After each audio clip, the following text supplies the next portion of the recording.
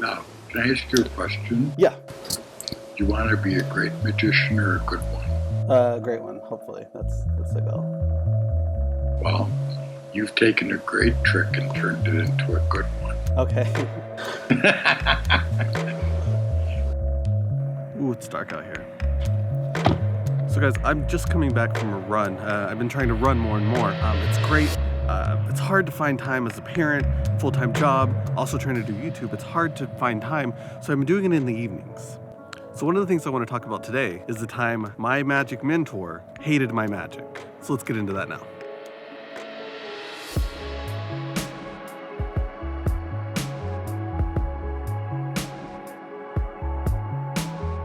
So let me paint a picture. Eugene Burger. He's this larger-than-life magician. I first saw him on television when I was probably like 12 or 13, and when I saw the first piece of magic he ever did, I was like, yeah, that's how you do magic. I have a few routines. I've been doing them over and over. I think they're good. I've been getting some okay reactions, and I'm ready. I reach out to Eugene Burger, and I say, hey, I have some pieces of magic. I would love to have a session with you. And he agrees, because Eugene Burger he would usually almost always reply within 24 hours. So he replies, we get in touch, and we have our first session. And going into that session, I remember thinking, like, this is it. He's gonna love this. So session starts, and then I show him my magic. The big moment was here. And I could already see in his face that something was happening, but I wasn't sure what. So I continued on. I kind of stumbled, fell over my words quite a few times. And at the very end, he looked at me and he said, I wanna be honest, but I wanna be kind. What? Oh, I wanted to run, and he just spent the next few minutes politely, but realistically addressing every single thing I did wrong. I didn't have a script. I was talking too much. I started to ramble. It was confusing. I remember thinking at that moment, I could hang up this Skype call. I could quit magic and no one would ever know about this. I'm glad I didn't though, because it was painful, it was humiliating in a way, but I needed it. And instead, I'm actually gonna show you guys clips from some of those sessions here. I was heartbroken that it was because I was so bad, or at least that's how I felt. I thought there are other people who are so much better at magic, maybe I just need to let them do their thing. It was a very sensitive time at that moment because I had spent what I thought was a couple years working on magic. And maybe that was the problem. I thought I was working on magic, but I didn't even know where to start. Eugene Burger absolutely knew that I didn't even know where to start. That's why I came to him in the first place.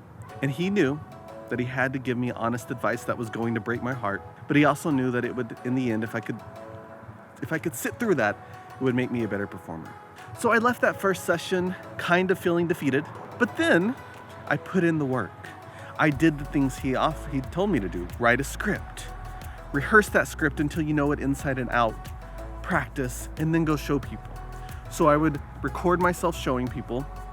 I would send him the script and that video, and we would go through it line by line. And he helped me. He helped me on delivery, on framing, on presentation, on how to present something. Was this a big thing? Was it a small thing? Eugene Burger helped me with all of that. And again, sometimes the advice hurt because things just weren't good or they weren't great. But he often did say, once he knew that I was finding my voice, he said, these are just my opinions. You now kind of have your own song. You can sing it however you want. So Eugene Burger told me lots of things that hurt my feelings, right? But they had to be said. I'm a better performer because I sat through that and I heard those things. But the important thing was Eugene Burger wasn't trying to flex or flaunt his superiority. He was trying to help me become a better magician. And that's the important part here. If we have to give hard advice, only give it if someone's ready or looking for it, and be kind, but be honest. So for young magicians or new magicians or any magicians around, ask for advice. You should, because you want to become a better magician, but also be prepared because sometimes the magic community is filled with armchair magicians or even amazing magicians who just have different visions than you do. We have to sing our songs no matter how dark they might be, and no matter who gets it. So with that being said, absolutely ask for advice, but be careful about who you ask for the advice. Maybe find a few people you trust and who you know are going to give you honest but kind advice. So with that being said, I'm gonna leave you guys with a little bit of clips from my sessions with Eugene Burger.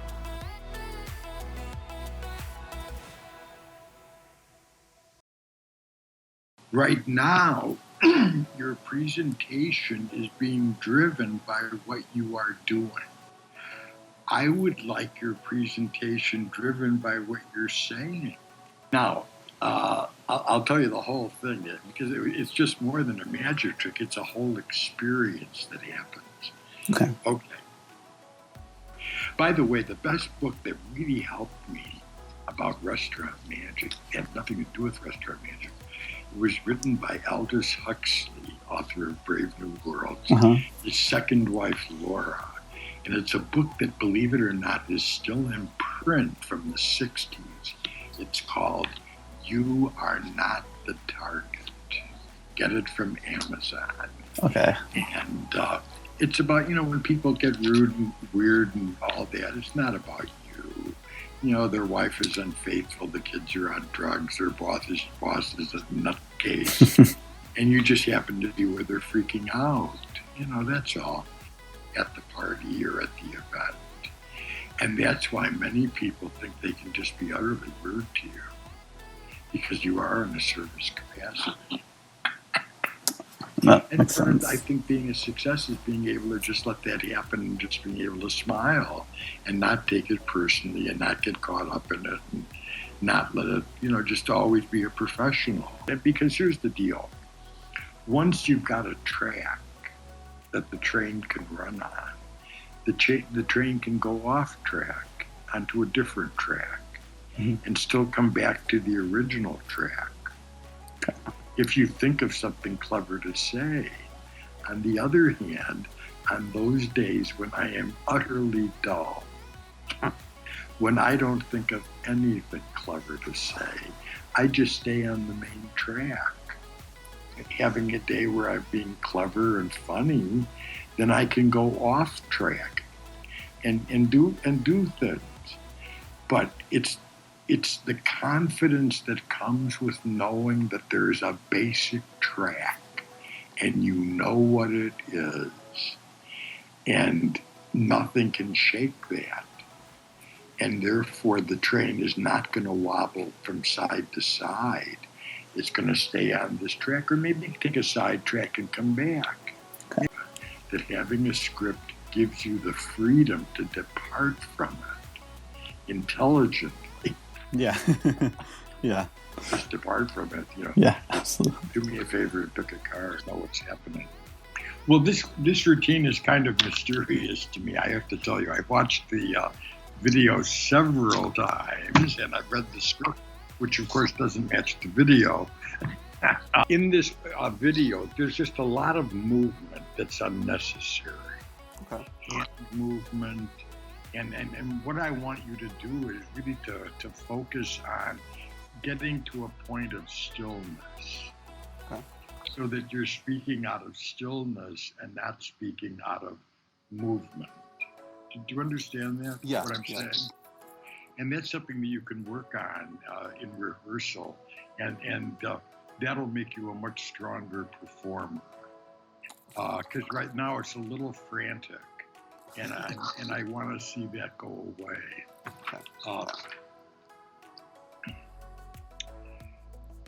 You have a bad word, and the word is so. I have a bad word, and the word is now.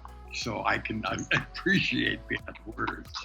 But just as I have to work on my word now, you have to work on your word so. I like this. First of all, I like the trick. The Jimmy Fingers trick here.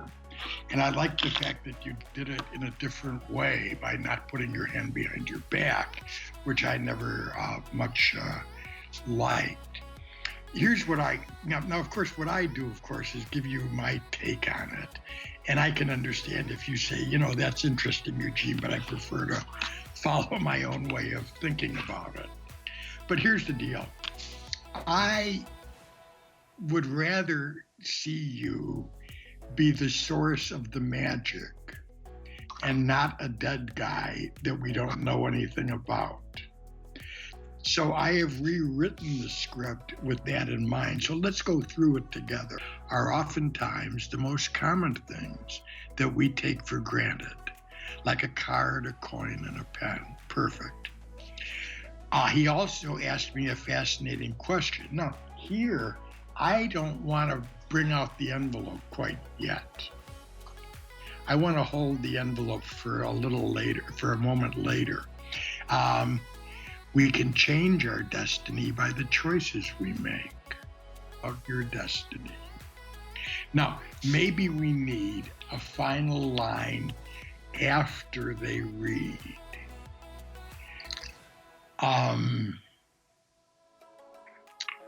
Yeah, maybe we do.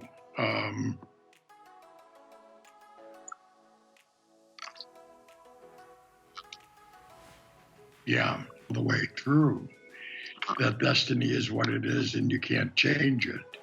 I think I like something like that. So that's the script, and the script is just dandy, I think. But let's talk now about the presentation of it. I want the presentation to have a little more gravitas. Do you know what I mean? Because right now you're talking about a big philosophical subject, and you're just kind of racing through it as if you were talking about the Super Bowl. See? How can we create that? Well, there's two things you can do, and one of them is slowing down, and the other is pausing. Now, can we talk about this honestly? Here's the deal. I want to be kind, but I also really want to be honest with you.